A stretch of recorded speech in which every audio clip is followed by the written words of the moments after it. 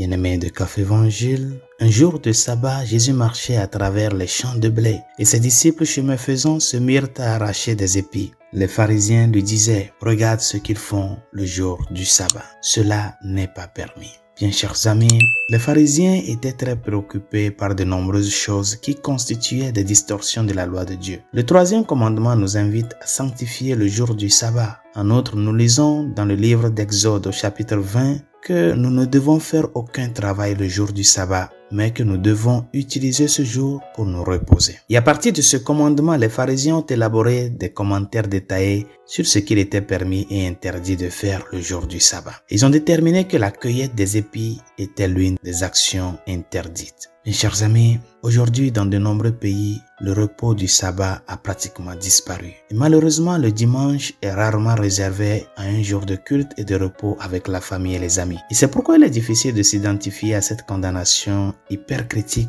des disciples par les pharisiens. Le problème spirituel plus profond semble être l'approche hyper tatillonne adoptée par les pharisiens. Ils ne se souciaient pas tant d'honorer Dieu le jour du sabbat que de juger et de condamner. Et bien qu'il soit rare aujourd'hui de trouver des gens excessivement scrupuleux et pointilleux au sujet du repos du sabbat, il est souvent facile de devenir pointilleux sur beaucoup d'autres choses dans la vie. Pensez à votre famille et à vos proches. Y a-t-il des choses qu'ils font et des habitudes qu'ils ont prises qui vous amènent à les critiquer constamment? Parfois, nous critiquons les autres pour des actions qui sont clairement contraires aux lois de Dieu. Et à d'autres moments, nous critiquons les autres à cause d'une exagération des faits de notre part. Et s'il est important de parler charitablement des violations de la loi extérieure de Dieu, nous devons faire très attention à ne pas nous ériger en juge et en jury des autres, surtout lorsque notre critique est basée sur une déformation de la vérité ou une exagération de quelque chose de mineur. En d'autres termes, chers amis,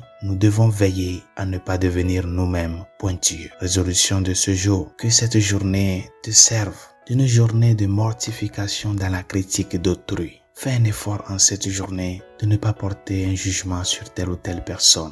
Mais plutôt, si tu dois parler, que ce soit pour aider quelqu'un, pour approcher cette personne qui est dans le besoin et lui donner ton aide dans la mesure de ta possibilité. C'est en cela, ta vie comme chrétien et comme chrétienne portera du fruit. Bonne journée, Dieu vous bénisse.